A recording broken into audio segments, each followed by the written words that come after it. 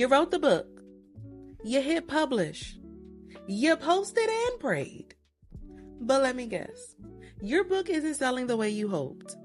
You're showing up, you're sharing, you're striving, and you're still stuck. Sound familiar? Today, I want to free you from frustration and help you move forward, because the problem isn't your passion or your product. It's probably your positioning. And if you get this one thing right, it has the possibility to change everything. If you're new around here, I'm Shana Danielle, and welcome to the channel. I'm here to help authors like you go from confused to clear, build brands, book bulk deals, and break barriers, because you didn't write a book to just wonder, what's next? You wrote it to make an impact, build income, and walk in influence. So let's get into it.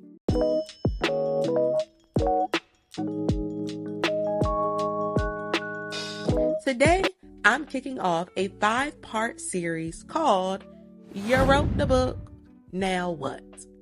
This is for authors who want to stop spinning their wheels and start selling with strategy. Over the next 5 weeks, I'll walk you through one, what we're diving into today, positioning, why your book isn't connecting or converting. Partnership, how to stop promoting and start partnering for bulk sales. Platform, how to stop hiding and start building visibility that drives value. Profit paths, how to stop guessing and start monetizing your message. And packaging and pitching, how to present your book in a way that secures deals. But today we're going all in on shifting from pages to positioning, because if this piece is off, everything else falls apart. So when I first published my book, I thought I had it all figured out.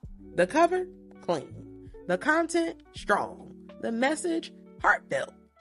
But some point after I launched the book, silence, slow orders, less interest, not as much traction. And I realized something. It doesn't matter how good the book is if people don't see why they need it. That's when I learned you don't just need a book, you need a brand. You don't just need a message, you need market positioning. So let's break this down into 3 core components. The 3 C's of powerful positioning. 1, clarity. Who is your book for? If your book is for everyone, it's for no one. People buy books that speak directly to their situation. So ask yourself, who is struggling with the problem your book solves?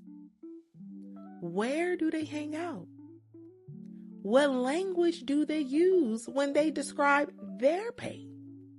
The clearer you are about who you're helping, the easier it is to attract them. 2, conviction. What problem does it solve? So people don't just buy books, they buy solutions. You have to move from inspiration to application. Your book needs to clearly address, and you need to be able to share that your book clearly addresses a struggle they're tired of, a transformation they're craving, a future they want but don't know how to reach. If your book solves a problem, it becomes a tool, not just a testimony. And 3, communication. How you position it. Your book description, your bio, your posts, they should all speak directly to the pain and possibility your reader is facing. So let's get practical, right? Some people may just say, oh, this book helps you live better. When maybe let's just say the book is about women getting free from burnout, right? You could say, this book helps high-achieving women break free from burnout and finally thrive in business and in belief. Words create connection. Connection creates conversion. So if you know this is the shift you've been missing, And if you're bold, share your new book one-liner, and I'll give you some feedback here in the comments. So in that example for the self-help author, right? It clearly defines who it's for, high-achieving women, what pain it solves, burnout, and what transformation they can expect, thriving in business and belief.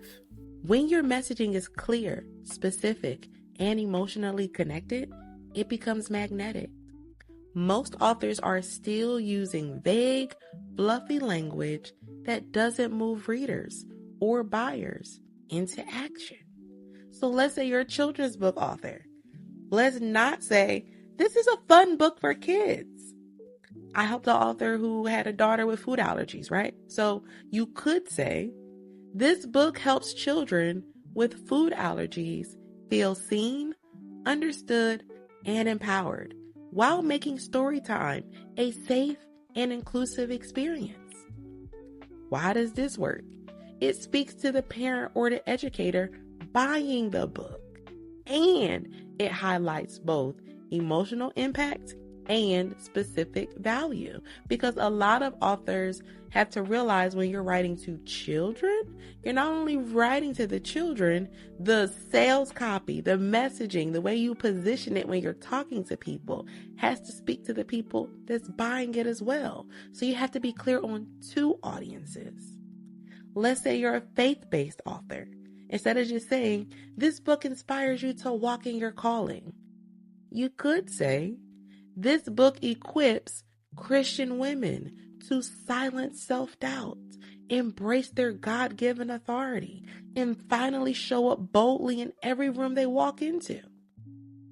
Why? It's speaking to them emotionally. It's spiritually grounded, and it connects calling to action.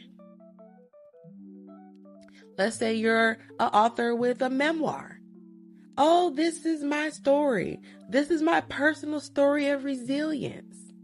You could say, this book is for women healing from emotional abuse who are ready to reclaim their voice, their value, and their vision for what's next.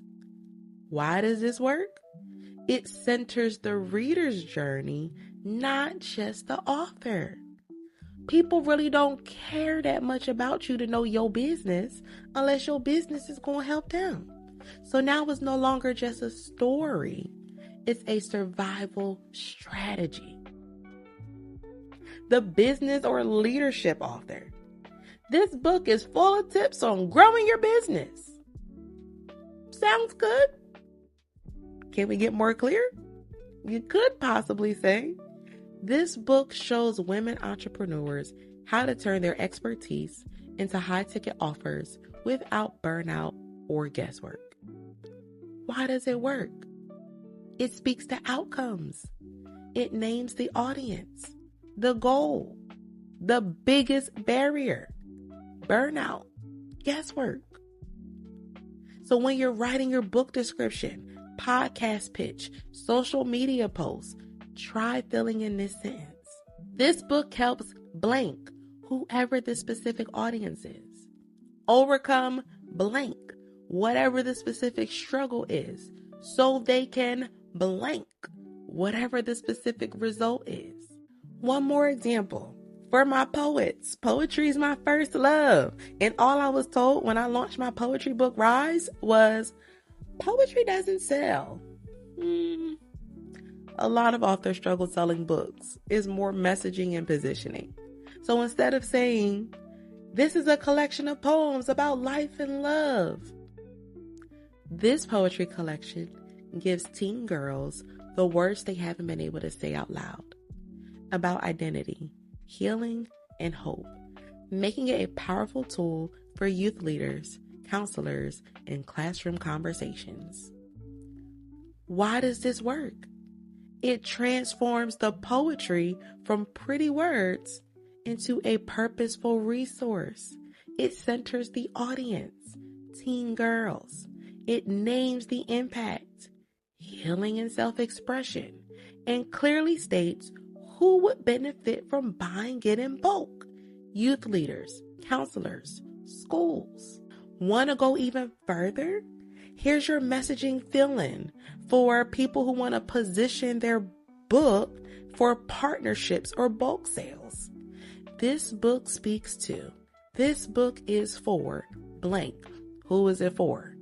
Helping them process blank. What are the core struggles? And speak life into blank. What's the specific breakthrough theme? And it's perfect for blank. Who could use it in bulk? So now that you've seen how powerful positioning can be, friend, don't stop here. Next week, we're diving into shift number 2, because hustling for likes isn't the same as landing a licensing deal. And if you want to get a head start on that next level, grab my free training. I'll show you the 3 steps to sell your book in bulk to different schools, corporations, and more. This is the strategy that changed everything for me, and it has the possibility to change everything for you too. And if you're an aspiring author who says, well, I didn't publish a book yet, cool. So many authors say, man, Shana, I wish I met you before I published, because this mindset, this process has the possibility to change everything. All right, friend, please don't forget, like this video, subscribe so you don't miss the rest of the series. Hit that notification bell because shift 2 drops next week. And I promise you don't want to miss it. And remember, you didn't write a book just to post and pray. You wrote a book to profit and partner. So I look forward to seeing you next week, friend. Let's get to work. As always, rise, right, thrive. Peace.